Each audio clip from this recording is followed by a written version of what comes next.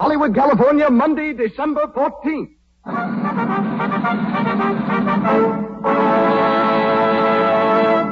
The Lux Radio Theater presents Jean Harlow and Robert Taylor in Madame Saint-Jean with Claude Rains and C. Henry Gordon.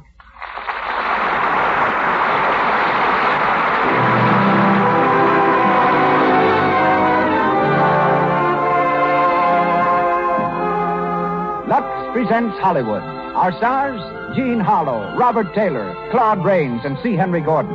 Our guests, Jerome Napoleon Bonaparte and William Councilman, screenwriter and creator of Ella Cinders. Our producer, Cecil B. DeMille. Our conductor, Louis Silvers. To you who crowd our theater on Hollywood Boulevard tonight, and to you unseen millions the nation over, welcome to the Lux Radio Theater.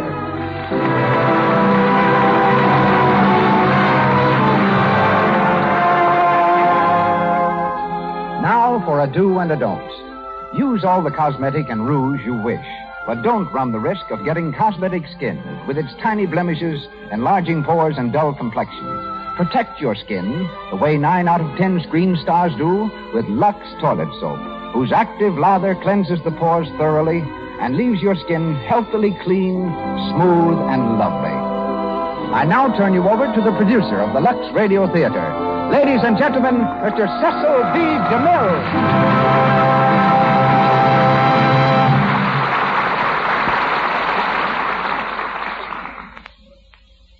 Greetings from Hollywood, ladies and gentlemen. To preface tonight's play, as it would be prefaced on the screen, I should smack my lips, glance at the audience, and roar like the Metro-Goldwyn-Mayer lion. For we're presenting two of MGM's brightest stars, Jean Harlow and Robert Taylor. I've been hearing about Jean ever since she was a child. My daughter Cecilia used to come home from school and tell me that this little blue-eyed blonde was making so many conquests there weren't enough boys left to go round. At 17, Jean was offered a contract by the Hal Roach Studios, but the shock of seeing her on the screen was too much for her grandfather. His telephone call from Kansas City resulted in her promise to stop acting. For 8 months, Jean kept her word. Then Grandpop relented, and she went into the lead of Hell's Angels. She has since become quite a figure in the industry.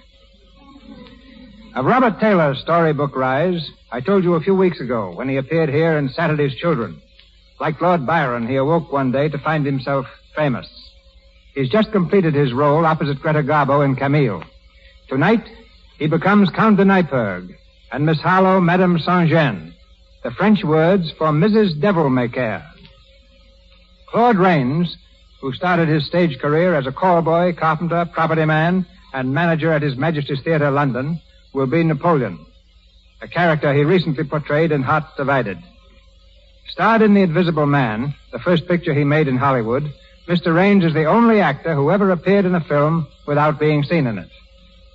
As Fouché, Napoleon's aide, we have C. Henry Gordon, one of the screen's most delightful menaces. Our play is by Victorian Sardou. And nothing remains but to ring up the curtain. Lights, music. The Lux Radio Theater presents Jean Harlow and Robert Taylor in Madame Saint-Jean with Claude Rains and C. Henry Gordon.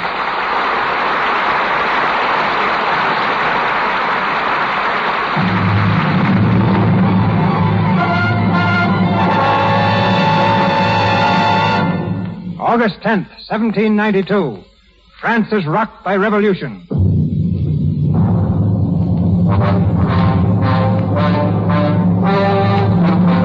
In the city of Paris, a rabble mob sweeps onto the Tuileries, thirsting for revenge, intent on the slaughter of their king and queen.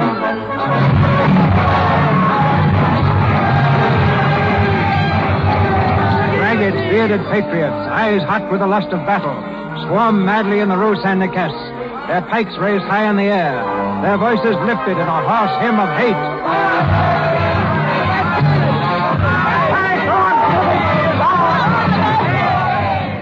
Through the crowd comes a young girl, her clothing in shreds, a laundry basket on her arm. She fights past the men, pushing her way toward the end of the street.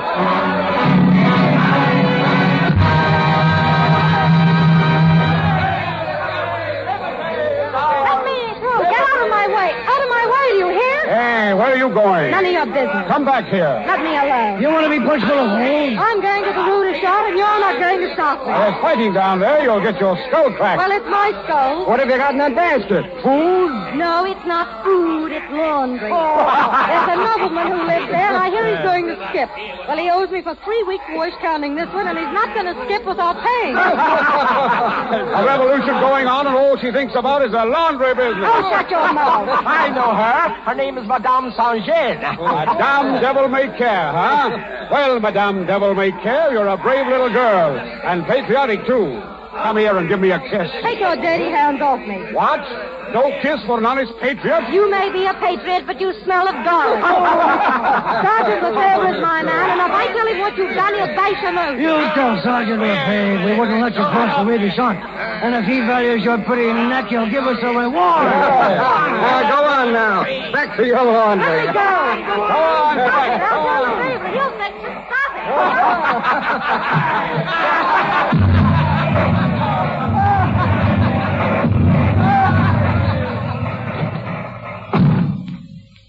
Meddling fools, interfering with a lady's business. Wait till I... Who's there? Come out from behind that wash tub. I know you're there. Good evening, Catherine. Oh, it's you, Fouché. Yes, I... What are you doing here? Nothing very much. You were hiding, weren't you? No. I was just resting. Well, why aren't you out there with the rest of the men where you belong? Ha! You call yourself a patriot. Haven't you got any blood in your veins? None to spare, and I don't see why I should waste it. You're afraid. Now, each to his own trade, my dear. Some men are sent into the world to fight and some to organize. Now, I am an organizer. You won't get much organizing done behind a wash tub. Well, that's where you're wrong. Sitting there a while ago, listening to the cannons in the distance, I thought of an excellent plan of action once the Tuileries in our hands. I suppose you think they'll make you an official or something. Well, why not?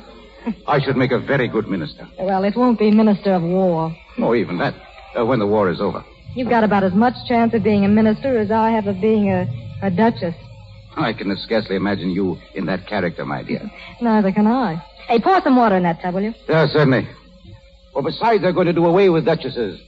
Yeah, but they will always need organizers. Well, when you're a minister, I hope you won't forget that little washing bill you owe me. Oh, for shame, my dear. Asking favors already. How is it that you're so hard on me when you're so obliging to others? What others? Well, that young artillery officer. What's his name? Bonaparte. I'm sure you never press him for money. You know a lot, don't you? I merely observe things. Well, Napoleon Bonaparte can have all the credit he wants. He's a soldier and a defender of his country. Napoleon. What an outlandish name. It's Corsican, and so is he. Yes, I suppose it is. Listen, the fighting's coming closer. Yes, so it is. How long have you been here? An hour, perhaps more. Did Lefebvre come by? No.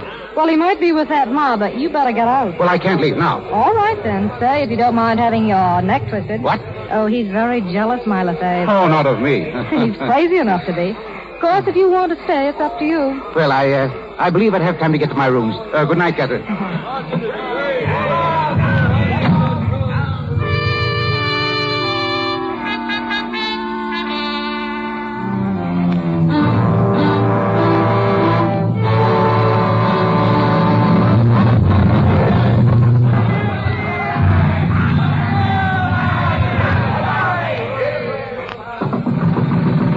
Who's there?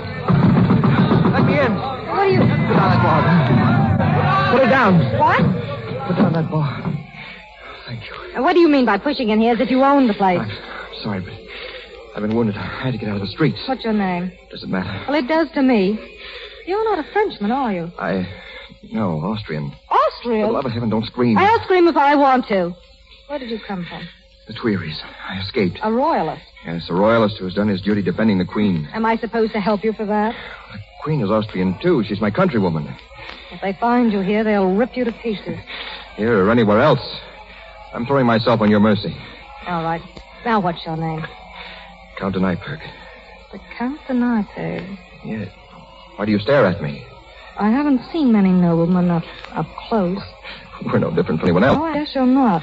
There. Now let me see it. Mm-hmm. They did a good job, didn't they? Only fair. You're still alive. I'll get something to bandage it with. You'd rather see me dead, I suppose. I'd rather I never saw you at all. If Lefebvre knew I'd helped a royalist, he'd throttle me. Lefebvre? Oh, you don't know him. No, of course not. Let me know if I hurt you. He wants to marry me. You're very much in love, I suppose.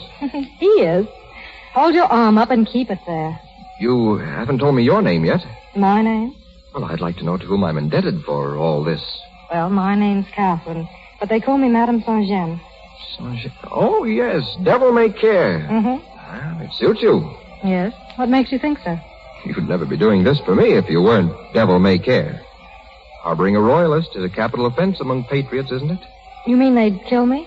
Wouldn't they? Will you keep your arm up? I'm sorry. You're a funny person.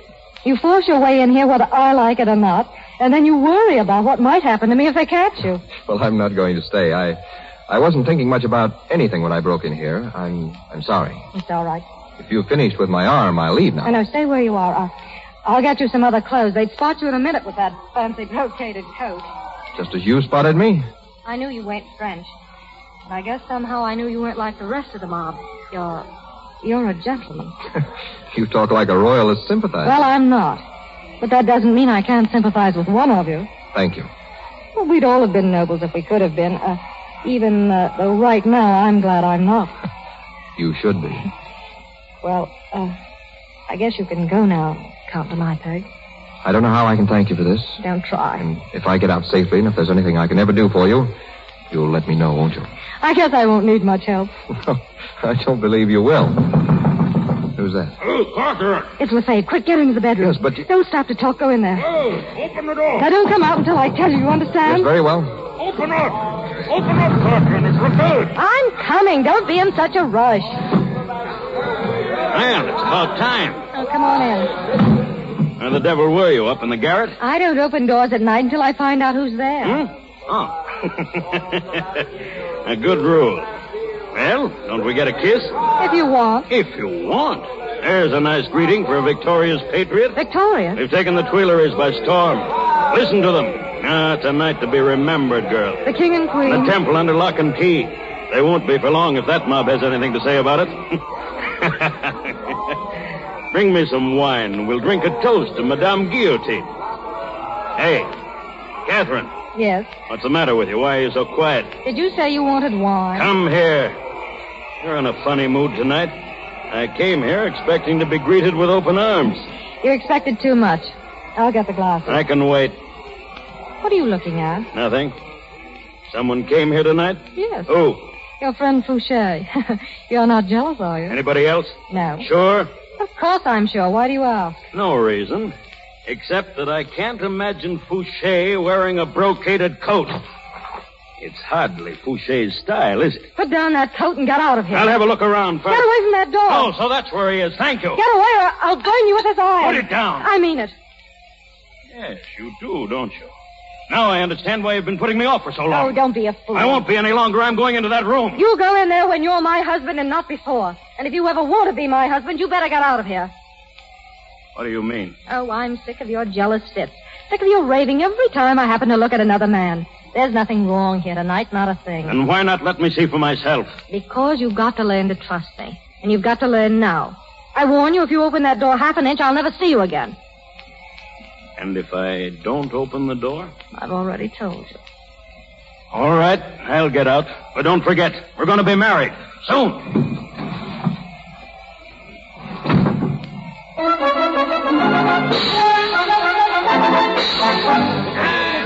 Everyone quick! You'll blast the revolution. The king is That's what that will be next. We're about to have the pirate. Wall! It's wall in Italy! Bonaparte! Bonaparte! Where is he?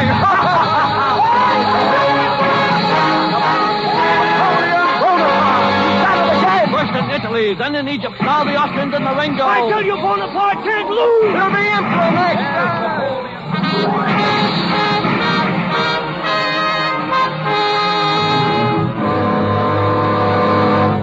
War. When is the man ever going to stop? Never, probably. But why worry? You haven't done so badly, Catherine. The wife of General Lefebvre. Huh. It's a far cry from washing dirty linen. Oh, stop putting on airs. You've just been lucky. Lucky? I intend to be luckier. Wait till Napoleon is through with the Austrians.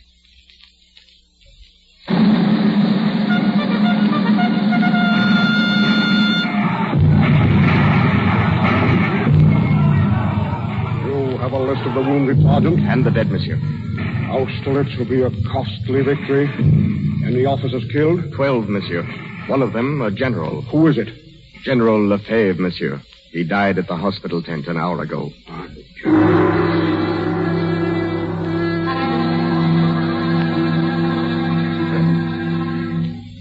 Madame Lefebvre? Yes. A gentleman to see you, madame. Tell him to come in. Will you come in, please, monsieur? Thank you. Good afternoon, Madame Lefebvre. Fouché, I'm glad to see you. Sit down. Thank you. It's been a long time since I've met you. It's been ages. I hear you've grown up in the world, Fouché. Oh, yes. His Majesty the Emperor has seen fit to bestow certain honors upon me. Don't be so pompous. What brought you here? I have a bit of news for you. I'll bet it's bad news if you're bringing it. Now, first, may I offer my sincere regrets on the passing of your husband? You're a little late, Fouché. My husband died at Austerlitz. Yes, I'm aware of that. And so was His Majesty when he made your husband the Duke of Danzig. What? Yes, the Duke of Danzig. His Majesty conferred the honor on the field of battle. So that's your news. Well, what of it? Oh, don't you realize what that means? You're the Duchess of Danzig. You have a title. And what am I supposed to do with it? Oh, my dear girl, what does anyone do with a title? That's what I'm trying to find out. Well, you go to court, you attend His Majesty. He seems to have enough attendance now. Who's at the court, Fouché? I'm not up on those things. Oh, among others, they're the Duke of Rovigo, Carnouville, the Queen Caroline of Naples, the Count of Nyberg. What? Nothing. Go on. Count de Nyberg, who else? Well, does it make any difference? There are many hundreds of them. It's funny, Fouché. Remember a long time ago, I said you had about as much chance of being a minister of state as I had of being a duchess. Oh, I'll be a minister yet. But I'm a duchess already. Tell me, do I meet all those people at the court? Certainly. On the same footing? Practically. You'll be the social equal of any person there. Even of a count?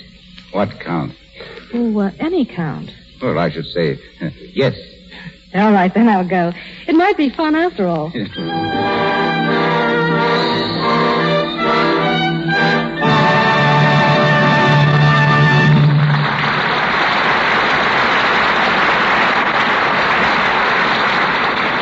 We will continue presently, starring Jean Harlow and Robert Taylor in Madame Saint-Jean. But now, let's drop into Musso's Beverly Hill Restaurant on Wilshire Boulevard, around the corner from the famous Carthay Circle Theater. It's 6 o'clock. Dinner guests are beginning to fill the tables. In a corner, a fortune teller talks earnestly to two young girls. And the cards say, you will have a great change this year. What do you want? Husband? It will come true. You will have great romance. Oh, but very great. The King of Hearts. See? Well, you're encouraging. Is 50 cents right? Yes. Thank you. Good evening and good luck. You needn't be so uppity, Adele. After all, she was doing her best. Well, personally, I'm sick and tired of hearing about romances and wishes coming true. She might as well have predicted I'd be a second Joan Blondell. Say, Adele, you look a little like Joan at that. And Joan Blondell just had a big romance. Listen, Adele, would you get mad if I told you something? No. Why should I?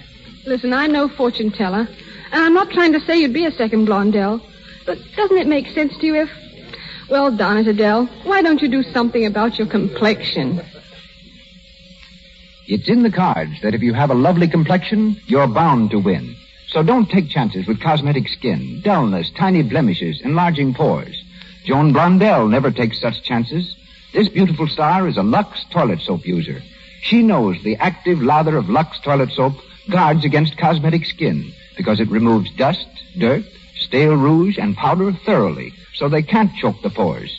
Use powder and rouge all you like, but remove them with Lux toilet soap. Remember, 9 out of 10 screen stars use this soap. Joan Blondell says, I'm delighted with the way Lux toilet soap keeps my skin so smooth. And you know, clear, smooth skin means success, romance. And now, Mr. DeMille. We continue with Madame Saint-Jean, starring Jean Harlow and Robert Taylor, with Claude Rains and C. Henry Gordon.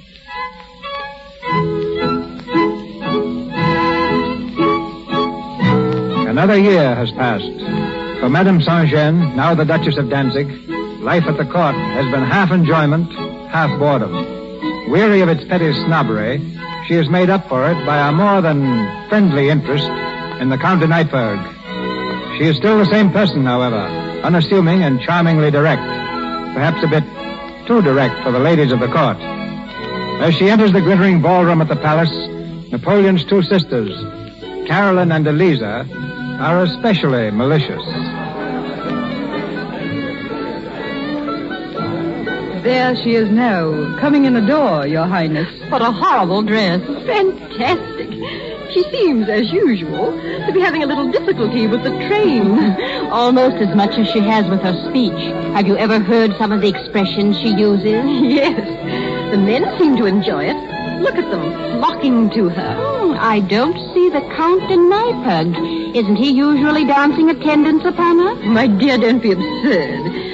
Count Neipperg is amused by her, not in love with her. It's a wonder she doesn't come to you at once, Your Highness.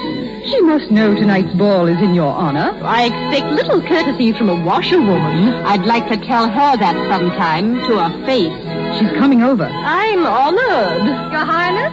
Oh, my dear Catherine, we're delighted to see you. I hope Your Highness will pardon me for being so awfully late. But I had a terrible job getting into this dress. It's a little tight around the stave. Oh, my dear. How quaint. Quaint? Yes. We've noticed, Duchess. You have a very original manner of expressing yourself. So, picturesque. Are you making fun of me, Madame Sabre?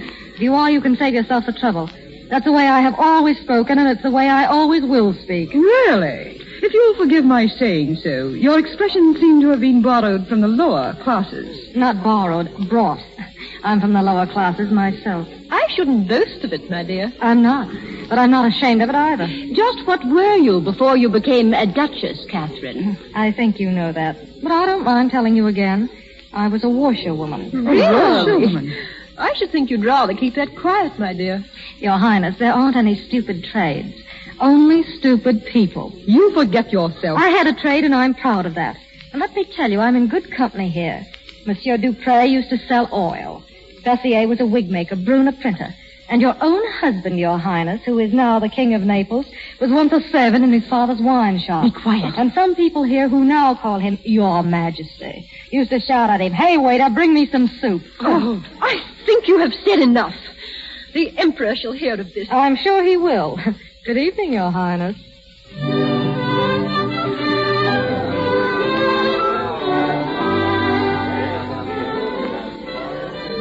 Catherine, whatever have you done? Hello, Fouché. You realize you've insulted the Emperor's sister? She's had it coming to her for a year. If she'd stayed a little longer, I had a lot more to say. You may pay dearly for it. The Emperor's in a nasty mood tonight. What about? Well, heaven only knows. If heaven knows, so do you. Now, what is it? There's something about the Empress. A little jealousy, I think.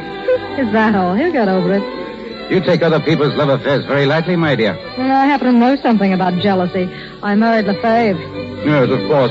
And jealousy is very stupid. Doesn't get you anything in the end. Yes, quite right. Oh, by the way, how is the Count de Neipperg? I haven't seen him for a week. Oh, really? Oh, then it wasn't you who was driving with him in the park last Wednesday. In the park? Was he in the park? Yes, with a woman. They passed What me. did she look like? I really couldn't say. She was very heavily veiled. However... Will you order my carriage? What? My carriage. I'm going home. My dear Catherine, what has happened to your philosophy of jealousy? If you think that I'm in love with Neipperg... Well, aren't you? Oh, Fouché, you're a nosy, meddling old fool. Get out of my way.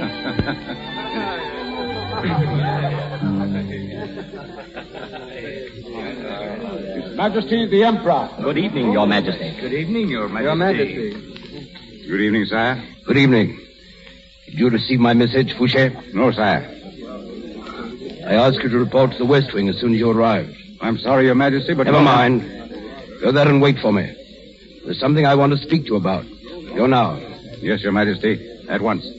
Your Majesty, the Duke of Chantier asked if he might see you in private. Tell him I'm busy. Yes, Your Majesty. And your sister, the Queen of Naples... Tell her I'm busy. I'm going to the West Room. Cancel all appointments and see that I'm not disturbed. Yes, Your Majesty. Sit down, Fouché. Thank you, sire. Now, Fouché, how well are you acquainted with the palace guards? Do you know 8 or 10 who can be trusted to keep their mouths shut? Why, I believe so, sire. Good. Find them and tell them to report to Roussin. I'm putting a special guard around the Empress' apartment tonight. And I want men, not fools. A special guard around Her Majesty's apartment? May I ask why, sire? Are you pretending that you don't know? Oh, Your Majesty, I have reason to suspect Fouché that someone will try to gain admittance to the Empress chambers late tonight. A scandal must be avoided at all costs. Oh, Your Majesty, you surely don't imagine why it's incredible.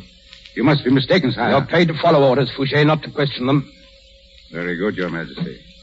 One moment. Yes, sir. There's a woman here tonight, the Duchess of Danzig. Do you know her?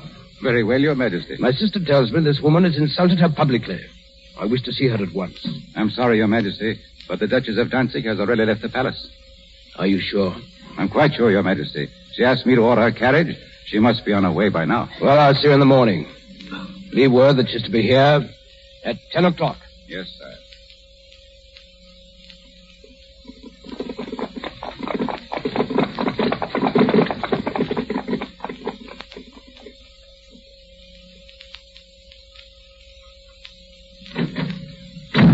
Your Grace? Well, what is it? The Count de Nyberg is here, Your Grace. The Count de Nyberg. Where is In the he? drawing room. I told him you were at the palace. Oh, never mind now. Yes, Your Grace. Good evening, Louis. Catherine. I've been waiting for you. You knew I was at the palace. If you wanted to see me... Well, I wanted to speak to you alone. Oh, sit down, Louis. There isn't much time, Catherine. I may have waited too long now. But I couldn't leave without... Leave where? What are you saying? I'm trying to say goodbye, Catherine. I'm leaving France tonight. You mean for good? Yes. Why? This afternoon, the Duke of Rovigo handed me the Emperor's orders to leave before nightfall. Leave? Yes, to cross the frontier by the shortest route and never come back. But what have you done? He can't send you away for nothing. My motto covers all crimes, Catherine. I've been faithful. But Faithful to my name and to Austria. You see, I was a friend of the Duc d'Angoulême. Napoleon never forgave that. When the date was fixed for his marriage to Marie-Louise, a list of officers was submitted to his inspection. Officers who were to conduct Her Majesty from Austria into France. With one stroke of the pen, he scratched my name from the list. He hates me. And that's why he's sending you away? No. No, he's a little too clever for that. He's discovered what he thinks to be a love affair of mine in the palace. A love affair? He's become very strict on that point since his second marriage. He's using this affair as an excuse to get me out of the country. Is it only an excuse, Louis? Yes. You don't love this woman? I told you I didn't. Then why do you look so sad? Who is she, Louis? I can't tell you that. Then you do love her, don't you? Catherine. Oh, you do. It's written all over you. Are you going to see her before you leave? Tonight, very late. She's arranged a meeting. Louis, will you do something for me? Yes. Don't see her. But it's my last chance. Please, for my sake. Do you know what you're asking, Catherine? I think I do. I know what you're going through, Louis. I know what it means to love someone that you can't have. You? Why, every man at court is mad about you. Except one. And he's the only one that matters. Please, Louis, don't see this woman. Why do you ask that? If Napoleon hates you now, how will he feel when he finds out that you deliberately disobeyed him? Well, he won't find out. You forget, I'm leaving France for good. Oh, but there may be some hope if someone spoke up for you. To Napoleon.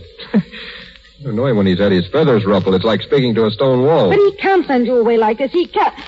Louis, wait here for me. Catherine, where are you going? I won't be long. Just wait, please. Francois. Your Grace. Order the carriage. I'm going back to the palace.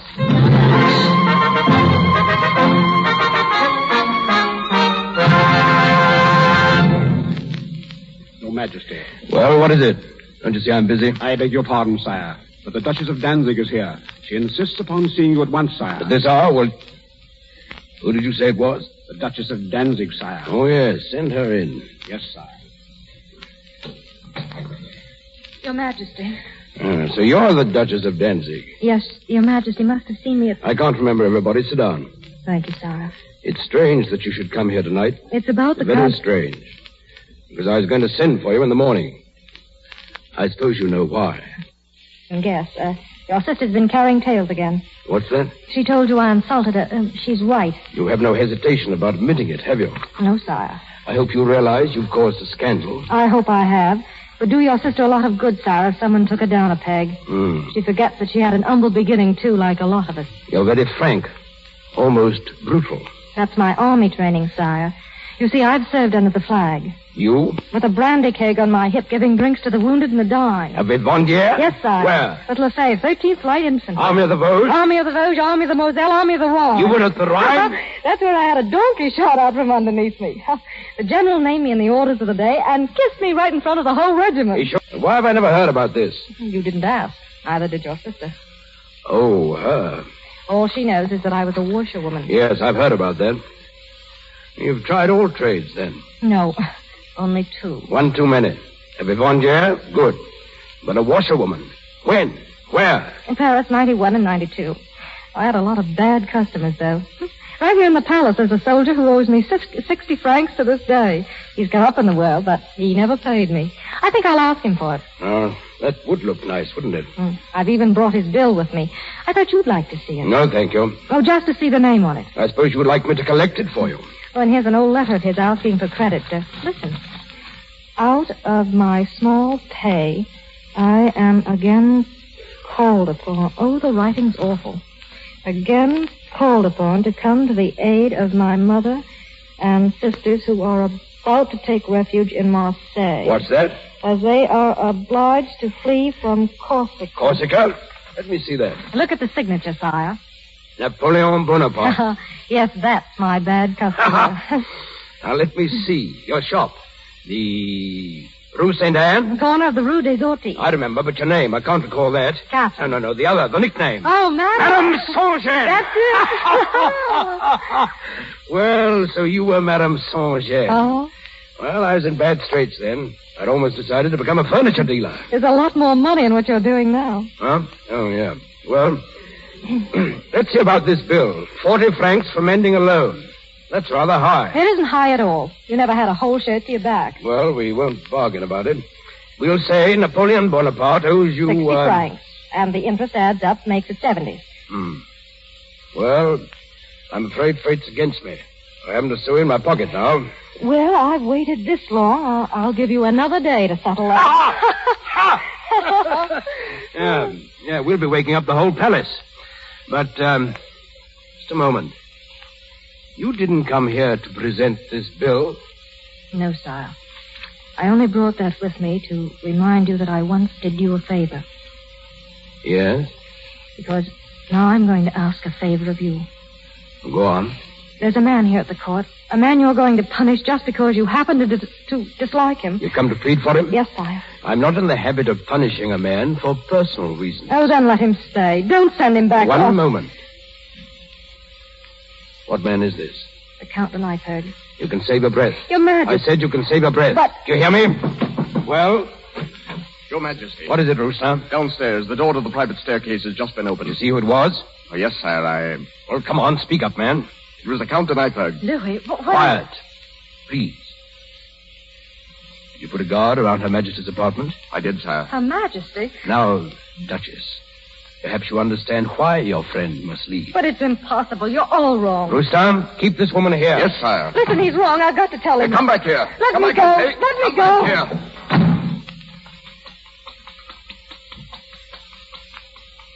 Your Majesty. Stand back. Go on. Here he is, sire. We've got him. Louis. Well, sir, I was prepared for this. So I see. Perhaps you'll tell us what you were doing at the door to the Empress' apartment. I didn't wish to leave without bidding Her Majesty farewell. Really? At this hour?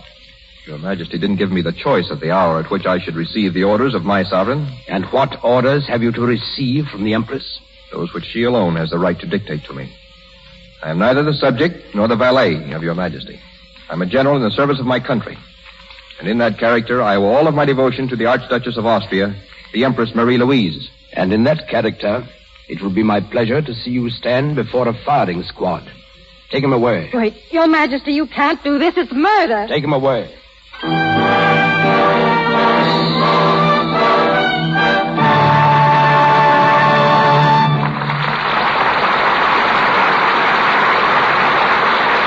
We pause for station identification. This is the Columbia Broadcasting System.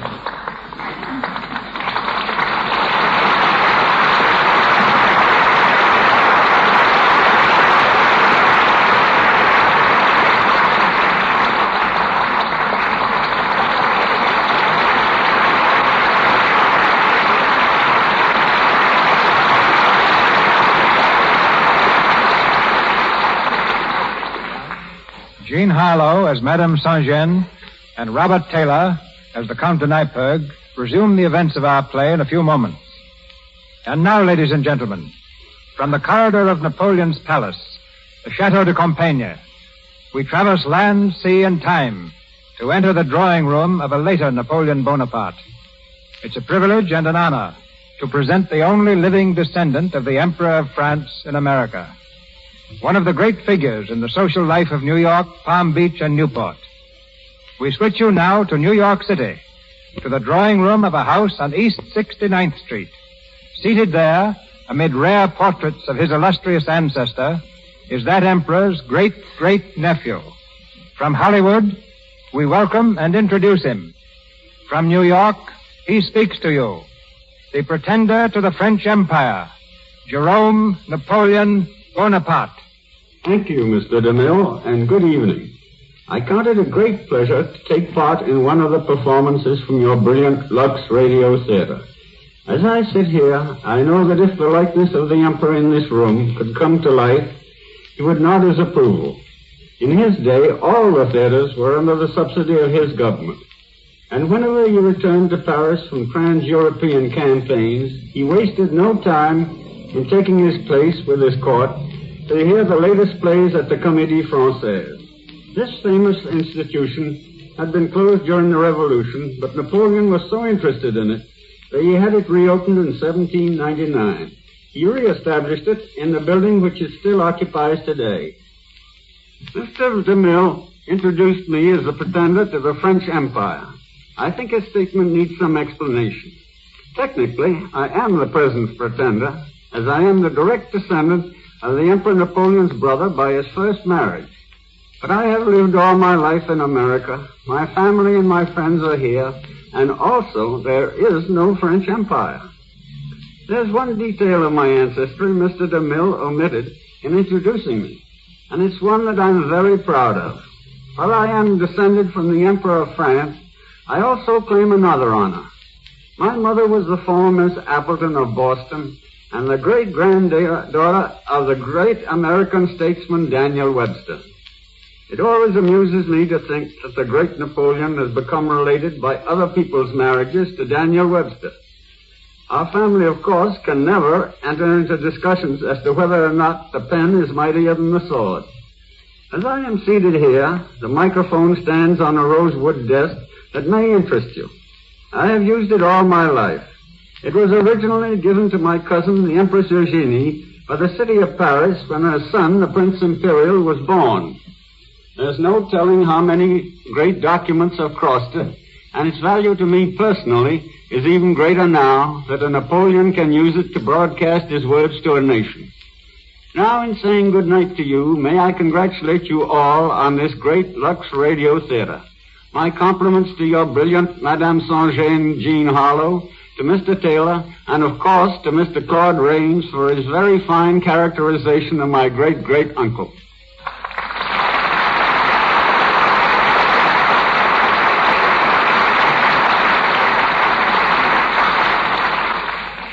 Thank you, Mr. Bonaparte.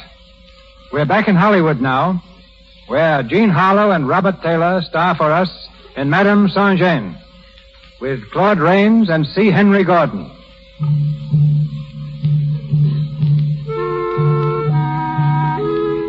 It's later, the same night. The execution of the Count de Neipperg is set for 5 o'clock, 3 hours from now.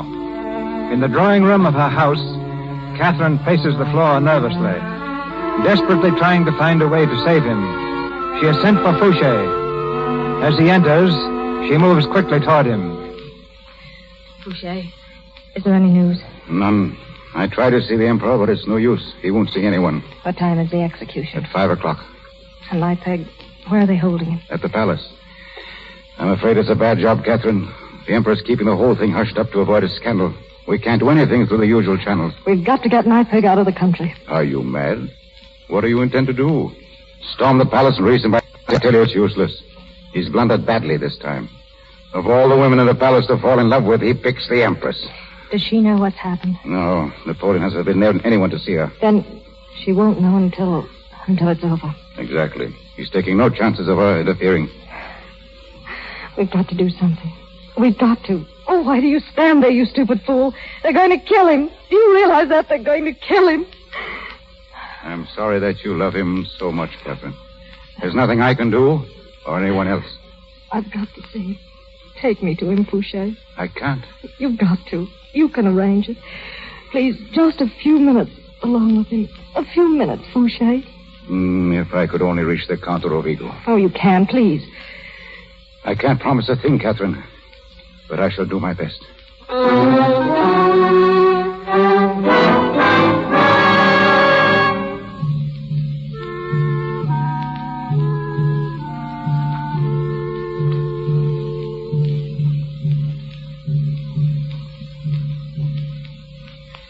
In here. Thank you.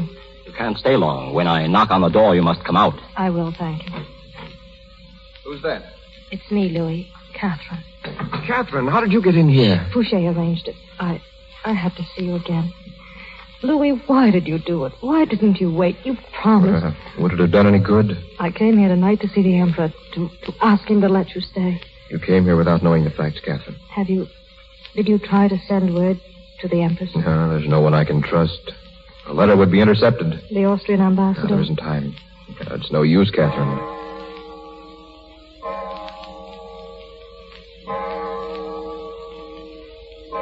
You see?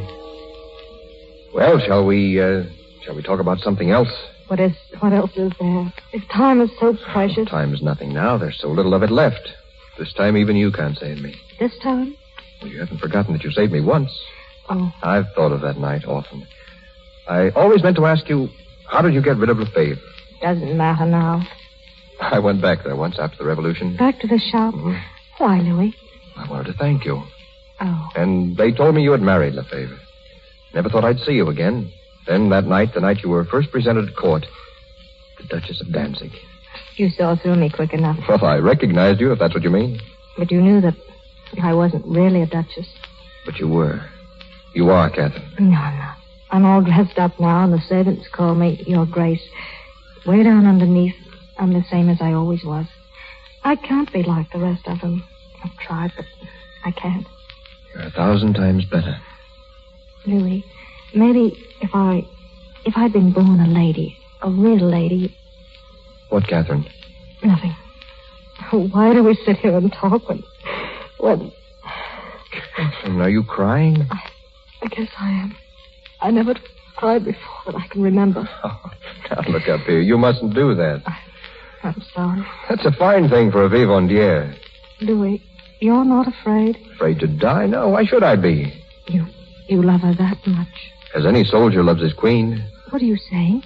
I'm devoted to her. I asked you if you loved her. As a man? No. Oh, but Marie-Louise and I grew up together in Austria. We've been friends, good friends, since childhood. She came here as Napoleon's wife. We tried to continue that friendship, that's all. But tonight you were going to... At her request. She asked to see me. Oh, why didn't you tell that to the Emperor?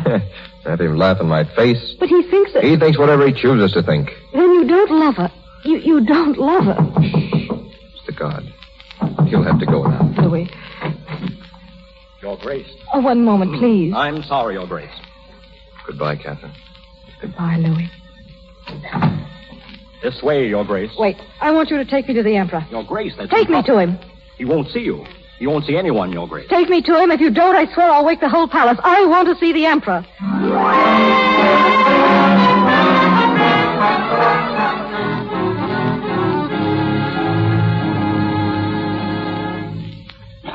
Sit down.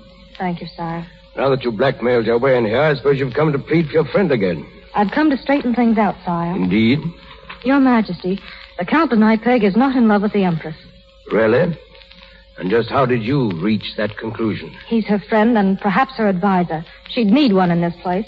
Thank you. But that's all there is to it. He's not in love with her any more than she's in love with him. You still haven't answered my question. No, I can't give you proof. You'll have to take my word for it and your wife's. And just why should I do that? For the past 3 months, I've had the Count de Neipperg followed, day and night. There are the reports on my desk. Those reports inform me that he's been meeting the Empress regularly and secretly. I prefer to take the word of my police officers. The Count is Her Majesty's friend. These reports confirm that. But he's not in love with her, I know it. You seem so sure. I am. Why? Because he's in love with me. What? He is. That's why I came here tonight. I love him, and I'll do anything to help him. You're lying. Am I? You said you had reports of his movements. Have you got one for tonight? Certainly. Then look at it and find out where he was before he came here. At 10, to the home of the Duchess of Danzig. Well? It doesn't prove anything. But it makes good sense. Where does a man go when he's ordered to leave the country? To the woman he loves. He came to me. He also came to the Empress. I knew he was coming. He told me. But he came to her because she asked him to. He loves me. You mind if I ask him that? In your presence? Of course not. Very well. Rooster. Your Majesty. Have the Count de Nyberg brought here at once.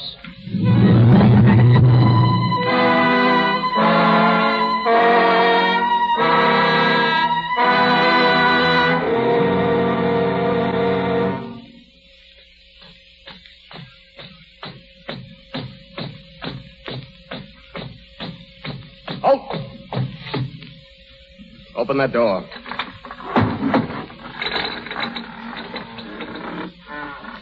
Count de Nyberg.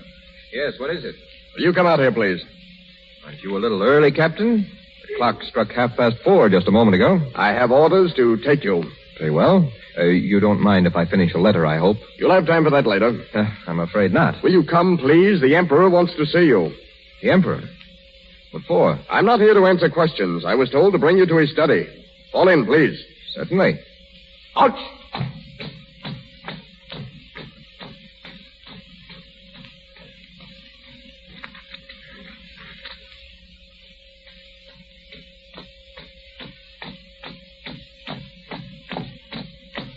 Halt!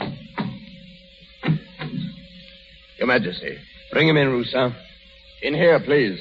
Louis. Catherine, what are you doing? That'll be all, Rooster. Wait outside. Yes, sire. Well, Nyberg? Your Majesty? I have a question to ask you. It's rather important.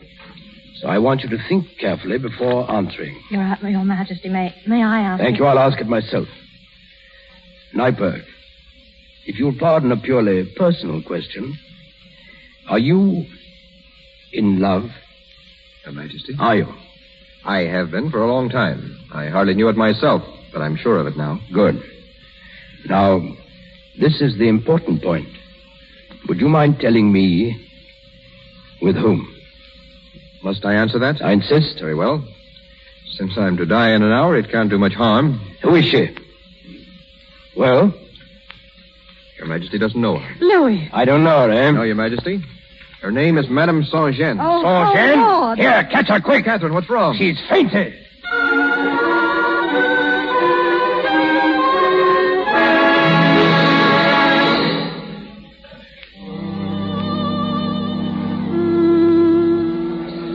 So that's why he wanted to know. Yes, but he knew me as Madame Saint-Jean, too. Well, seems that I gave the right answer. If you'd given any other, you'd be dead by now. There wasn't any other. I love you, Catherine. Oh, Louis, why didn't you tell me? I was going to, a month ago. I wish you had. Louis, take me home. I think my knees are giving out. Well, it's late. You must be tired. Tired? I feel as if I had done a hard day's wash.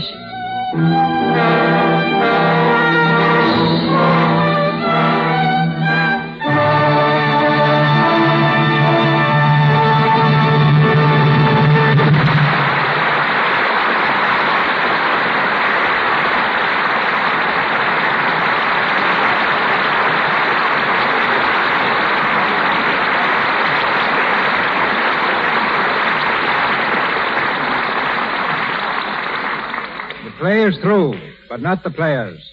Jean Harlow and Robert Taylor return shortly for a curtain call. Ella Cinders is a human being known in most American homes, where she drops in daily as the heroine of a comic strip. Tonight we present her creator, William Conselman. Bill came to Hollywood 10 years ago when Ella Cinders was made into a motion picture starring Colleen Moore. He has remained to become one of 20th Century Fox Studios' most sterling and reliable scenario writers. Many of Will Rogers' pictures came from his typewriter. Likewise, many of the Shirley Temple films.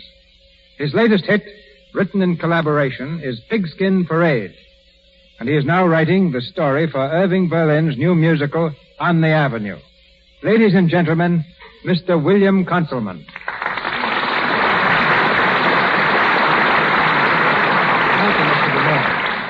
What'll I do first? Talk about movies or comic strips? Well, you can choose your weapons, Bill. But remember, you're supposed to be a humorist. All right, then suppose I tell the latest story making the Hollywood rounds. It's about a well-known director, present company accepted, who was pestered to death every single day with people trying to see him. Nothing he could say or do would keep them away. Well, last week he was taken suddenly ill. He rushed home and told his wife to get a doctor quickly. 3 hours later, she managed to reach one, and as the physician drove up to the house, the director's wife rushed into his room. "Henry," she said, "Dr. Brown is here to see you." "Impossible," he said weakly. "Tell him to drop around next week. Can't you see? I'm much too sick to see anybody." Well, not bad, Bill. Not bad for a starter. But now I have to confess, that story I just told is pure myth. It's the exact story, worded a little differently, that was pulled in France about 400 years ago. I cited it to prove the point I'm about to make. Namely, there's no such thing as a new joke. Take any funny story, and if you're curious and patient enough, you can find its duplicate, told in different languages, all the way back to ancient Greece and Rome. That's why trying to be funny is such a sad job. All we can do is grind away and trust we'll be lucky enough to find a new twist to someone else's gag. That goes for pictures and comic strips, too. Well, I've noticed a definite change in comic strips, Bill. They seem to be dropping humor in favor of melodrama. Even Ella Cinders has lost those freckles she used to have. That's because the people didn't like Ella with freckles. Women take a tremendous interest in comic strip characters. Originally, Ella was a skinny little girl with freckles and scraggly hair. Readers protested so much, we dropped the freckles. The next campaign to get Ella a permanent wave. For this, we drew the line. If we're ever interested in making Ella as beautiful as the Hollywood picture stars, why, we'll follow their example and acquaint Ella with your splendid product, Lux Toilet Soap. Once Charlie Plum, my associate, and I were debating whether or not to have her marry. This question drew 40,000 letters from our readers on the blisses and pitfalls of the wedded state. Ella, by the way, is still single. Today, about 200 different comic strips are read in the United States. Over a period of time, they wield a mighty influence. Popeye, for example, has probably sold more spinach than all the advice the physicians can give. The first comic strip ever published was printed in Germany about 50 years ago, while the granddaddy of the American funny paper was the still-remembered Yellow Kid. Ella Cinders is perhaps a little different from most others, in that it has a closely knit continuity, and we try to tell a complete story every day. Between the movies and Ella, I seldom waste a single gag. If I can't work it into a scenario, you can depend you'll see it in the funny papers.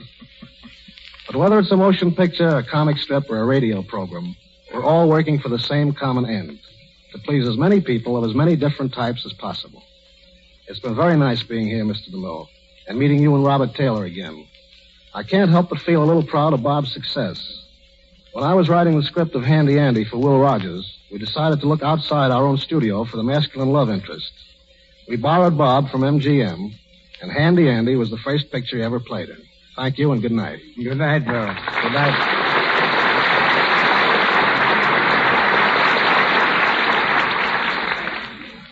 This is a high point of the evening.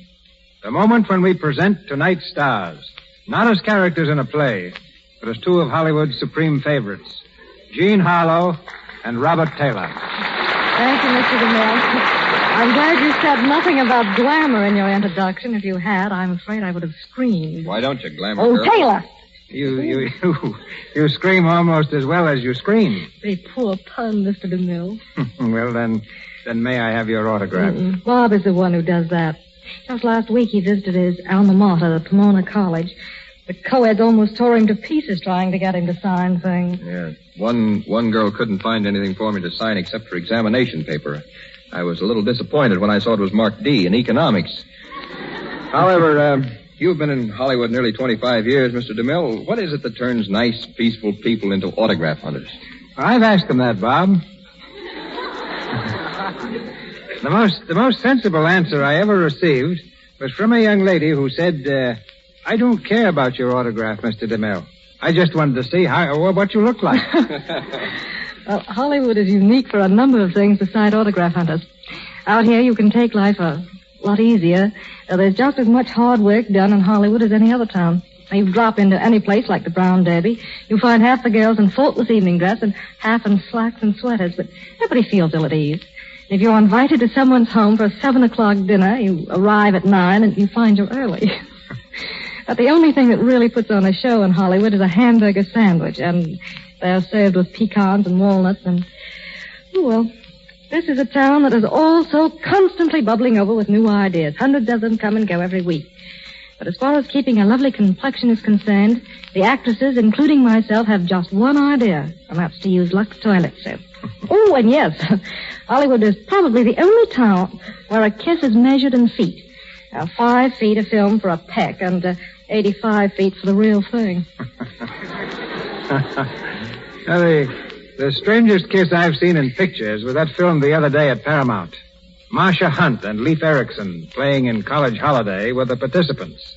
And the scene of action was the bottom of a tank filled with 40,000 gallons of water. Ducky, I call it. Oh, that's worse than mine. Well, Robert, any further remarks? None, Jean, except my thanks to the Lux Radio Theater for another swell evening. And mine, too, Mr. DeMille. It really was a privilege to be here. Good night. Good night, Jean. Good night. Good night, Bob.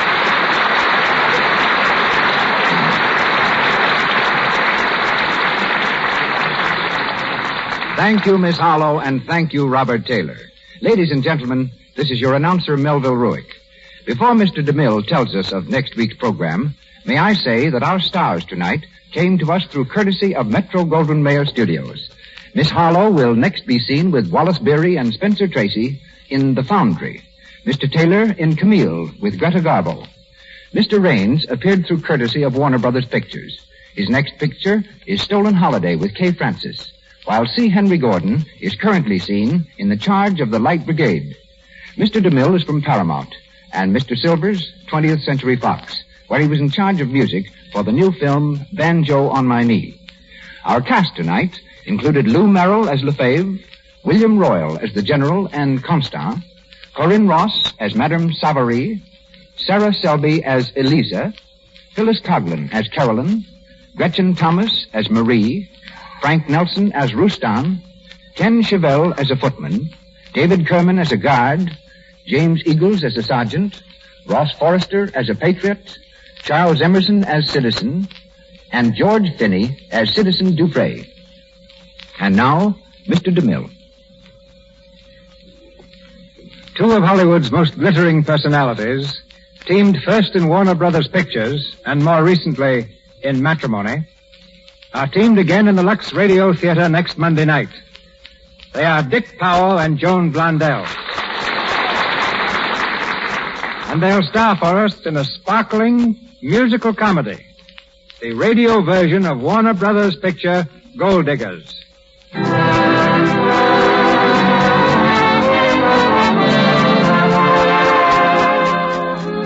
Our sponsors, the makers of Lux Toilet Soap, join me in inviting you to be with us again next Monday night when the Lux Radio Theater presents Dick Powell and Joan Blondell in the radio version of Warner Brothers' picture Gold Diggers. This is Cecil B. DeMille saying good night to you from Hollywood.